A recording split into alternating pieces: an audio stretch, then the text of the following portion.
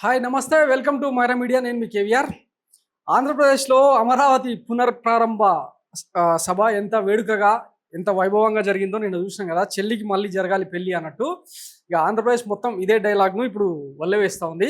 సరే, దాని సంగతి పక్కన పెడితే 2014లో తెలంగాణ ఆంధ్రప్రదేశ్తో విడిపోయిన తర్వాత కేంద్ర ప్రభుత్వం పార్లమెంట్ సాక్షిగా ఆంధ్రప్రదేశ్ పునర్వ్యవస్థీకరణ బిల్లులో భాగంగా కొన్ని హామీలను స్పష్టంగా ఇచ్చింది. అయితే అవి నెరవేర్చిందా లేదా అన్నది ఇంకా ఆంధ్రప్రదేశ్ ప్రజలకు తెలుసు. అయితే వీటన్నిటిని పక్కన పెట్టి ఆ హక్కులను ఆంధ్రప్రదేశ్కి ఇచ్చిన హామీలను సాధించుకోవడంలో విఫలమైంది ఎక్కడ అన్నది ఇక పక్కన పెడితే, ప్రత్యేక హోదా దగ్గర నుంచి మొదలు పెడితే రైల్వే జోను, తర్వాత అమరావతికి జాతీయ హోదా, పోలవరానికి జాతీయ హోదా, ఇట్లా చెప్పుకుంటూ పోతే చాలా అంశాలు కేంద్ర ప్రభుత్వం ఏమీ చేయలేకపోయింది.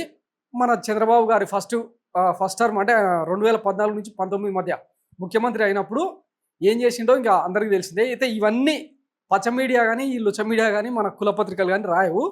అయితే నిన్న ఈ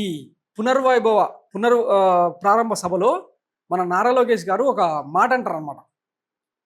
ఏమని, 2014లో రాష్ట్రం విడిపోయిన తర్వాత కట్టుబట్టలతో ఆంధ్రప్రదేశ్కు వెళ్ళిపోవాల్సి వచ్చింది. ఒకసారి ఆయన ఏమన్నాడు వినండి. ఫ్యాక్టరీని కాపాడారు. ఇప్పుడు అమరావతికి వచ్చి నిధులే కాదు పనులు కూడా ప్రారంభించబోతున్నారు. మనం ఒకసారి గతం కూడా గుర్తు చేసుకోవాలి. 2014లో రాష్ట్ర విభజన జరిగింది. కట్టుబట్టలతో మెడబట్టి మన బయటికి గెంటేశారు. ఎక్కడి నుంచి పరిపాలించాలో తెలియని పరిస్థితి. కానీ మన సిబిఎన్ గారికి సంక్షోభాలు కొత్త కాదు. ఒక పక్కన సంక్షేమం విన్నారు కదా, అదనమాట. కట్టుబట్టలతో వెళ్ళిపోవాల్సి వచ్చిందని ఎవరు పంపించింది?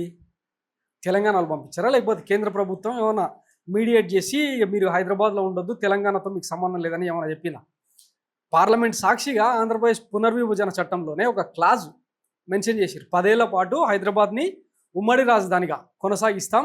ఈ లోపు మీరు ఈ 10 ఏళ్ల టెన్యూర్లో ఆంధ్రప్రదేశ్లో రాజధాని నిర్మించుకుంటారా, ఇంకేం చేసుకుంటారా అన్నది మీ చాయిస్ అని చెప్పి ఆంధ్రప్రదేశ్ రాజధాని కోసం కూడా శివరామకృష్ణ కమిటీ అనే ఒకటి వేసి మొత్తం విస్తృత ప్రజాభిప్రాయ సేకరణ చేపట్టి ఎక్కడ కడితే బాగుంటుంది అని చెప్పి ఒక సిఫార్సును నివేదికను తయారు చేసి పెడితే, దాన్ని అద్దోనకుండా ఎక్కడెక్కడైతే చెప్పారో ఒక 1000 నుంచి 5000 సర్ఫేస్లో రాజధాని నిర్మాణం సరిపోతుందని చెప్పి అంత క్లియర్గా చెప్పినా కూడా మనం ఏం చేసినాం, నేను చెప్తలేను, ఇన్సైడర్ ట్రేడింగ్ పేరుతో సోము వీర్రాజు చేసిన వ్యాఖ్యలు అప్పట్లో 2019లో సంచలనం అనమాట.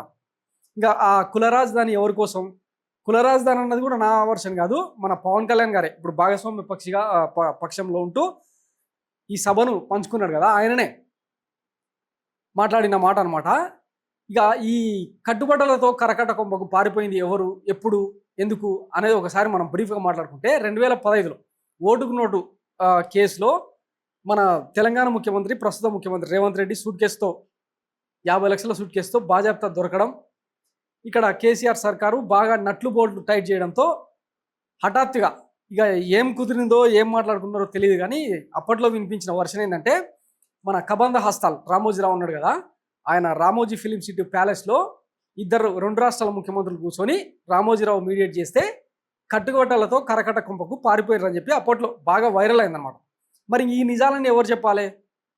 సరే, అయ్యింది ఏదో అయిపోయింది, ఇక రాష్ట్రం విడిపోయింది, 10 ఏళ్ల పాటు కాలం పూర్తయింది, హైదరాబాద్ మీద హక్కులు కోల్పోయినాం.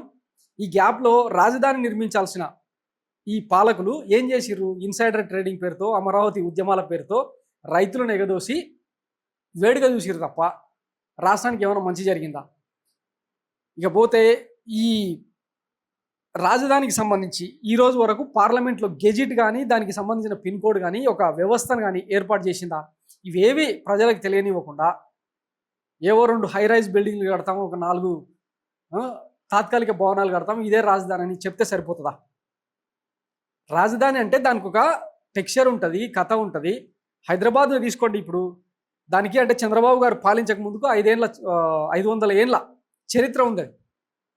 నిజాం నవాబు రైల్వే ట్రాక్ను, తర్వాత ఎయిర్పోర్టును, ఆర్టీసీ సర్వీస్ను, తర్వాత ఉస్మానియా గాంధీ హాస్పిటల్ లాంటి పెద్ద పెద్ద మెడికల్ కాలేజీను, ఉస్మానియా యూనివర్సిటీని, ఇట్లా చెప్పుకుంటూ పోతే ఎన్నో ఇన్ఫ్రాస్ట్రక్చర్ని ఇక్కడ డెవలప్ చేసి పెట్టిపోయిన తర్వాత మన కులపోళ్ళు వచ్చి ఇంకా కూకట్పల్లి, ఆ కేపీహెచ్బి, ఆ సైబర్ సిటీ పేరుతో హైటెక్ సిటీని కట్టి ఇక ఏం చేసిరో దలేల్ బెంబావలి అని ఒక బ్రిటన్ బేస్డ్ రీసెర్చ్ స్కాలరు అప్పట్లో కొన్ని సంచలన వాస్తవాలను వెలుగులోకి తీసుకొచ్చింది. ఇక ఆ కుల రాజధాని గురించి, తర్వాత ఆ రియల్ ఎస్టేట్ మాఫియా గురించి ఇంకా ఎంత చెప్పినా తక్కువే.